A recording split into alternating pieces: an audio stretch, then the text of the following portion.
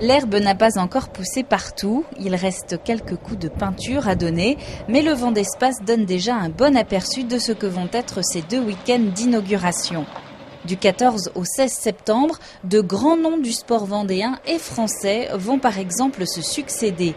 Ty Chris fera une démonstration de roller, Laura Flessel, fraîchement rentrée des JO de Londres, sera elle aussi invitée, tout comme le basketteur Tony Parker.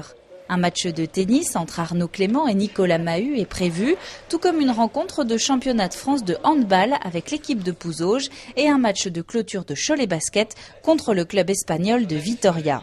Autant de grands noms du sport que le Conseil général a pu inviter grâce aux liens tissés avec chaque discipline.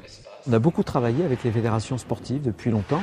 On a travaillé avec les comités départementaux qui ont modelé, si vous voulez, cet outil. On a rajouté par exemple du stockage, bref, pour que ce soit facile à utiliser pour eux.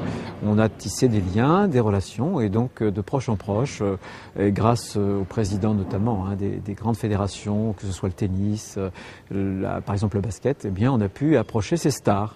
Le week-end suivant, place à l'autre facette du Vendespace, la culture. Le 22 septembre, fanfares et harmonies du département résonneront sur le parvis, dans le hall et dans toutes les salles. C'est génial d'avoir une salle de ce type en Vendée, car il faut savoir que nous n'avons pas de salle de ce type en France où nous pouvons nous produire. On a essayé à plusieurs reprises d'organiser des grandes manifestations à Saint-Fulgent. C'est un coût, il y a des tribunes et tout, tandis que là on a tout, on a un toit, on a les tribunes. Le soir, ce petit Bercy vendéen accueillera son premier grand concert avec le groupe Texas. Et puis dimanche 23, 1500 choristes du département et l'orchestre de Vendée mettront la mer à l'honneur. Les choristes qui sont neutres, ils sont dans des petits concerts d'église, si vous voulez, devant 10 spectateurs quelquefois. Là, ils vont se retrouver devant 3000 spectateurs. Pour eux, c'est le summum et c'est la petite cerise sur le gâteau. C'est le petit merci, si vous voulez, qu'ils attendent. Et ils sont euphoriques dans cette attente-là.